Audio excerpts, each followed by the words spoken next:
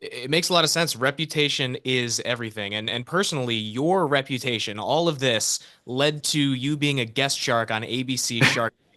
And now Yeah. I have to ask, what was your experience like filming your first couple episodes when you first got on set? The best example I can give you, imagine if you were an emergency room doctor in real life, and then you became a guest doctor on Grey's Anatomy for like a few episodes.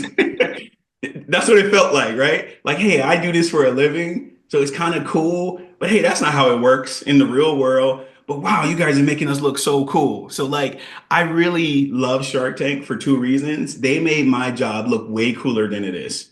In the real world, I'm begging for the best founders in the country to take my money. On Shark Tank, I'm a complete savage, like a complete shark. I get to have a whole alter ego of like the big bad wolf, right? But in the real world, trust me, I'm rejecting the worst companies and I'm begging the best companies. That's literally what my job is. But the other part of Shark Tank that's interesting is I'm not used to being on a panel with other investors while I'm trying to win a deal.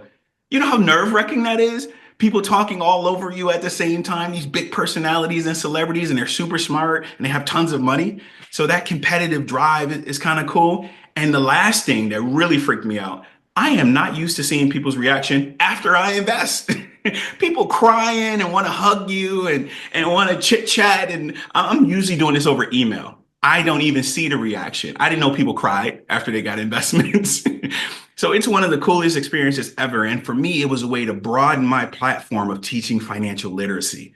That's the thing that I get really excited about. How do I take this show on the road while keeping my day job? Right. So being on Shark Tank, entrepreneurship democratizes wealth creation in this country.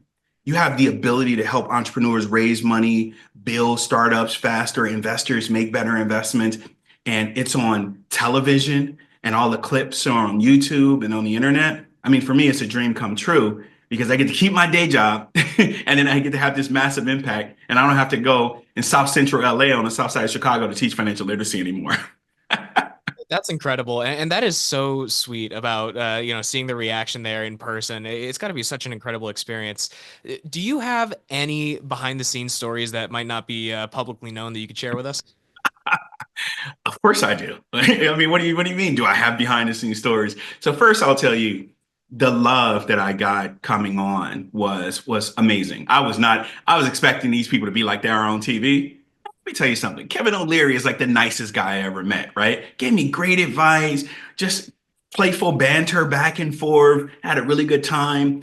Mark Cuban, when I first met him, he introduced himself, gave me a dap, not shook my hand, gave me a dap. And I think he said something like, "What's up, my guy?" Mark Cuban talks like a 25-year-old black dude. Of course, he's been working with all of these NBA players for 25 years, right? So I'm like, "Whoa, what's up, my guy?" I'm like, did this dude grow up in the hood down the street from me or something?" But one of the smartest guys, and no matter how different we all were, it was a lot of respect and it was a lot of love.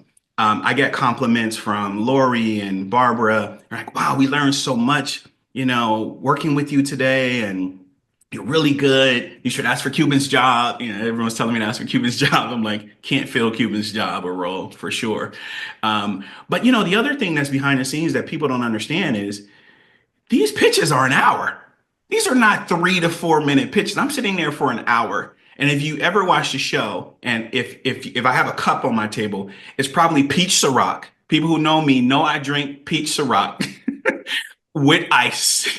So I'm just sipping on my drink, listening, taking notes, having a good time, and doing my day job. But they do tell you, Rashaun, this is business theater. Don't be so predictable. Don't be so cerebral. Tell people what you're thinking. Like throw people off a little bit, right? Like you don't have to have the same facial expression. And most importantly, which is not natural for me, let people get to know you.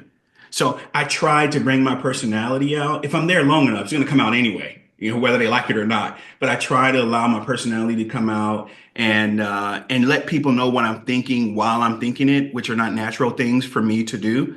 Because you're playing a little poker in the real world, right? So in Shark Tank, I mean, it's amplified even more. I mean, what a great production. They give you really good advice. You have no idea who the companies are.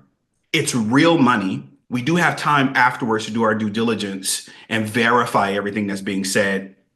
But as a deal maker, man, I just love doing the deals.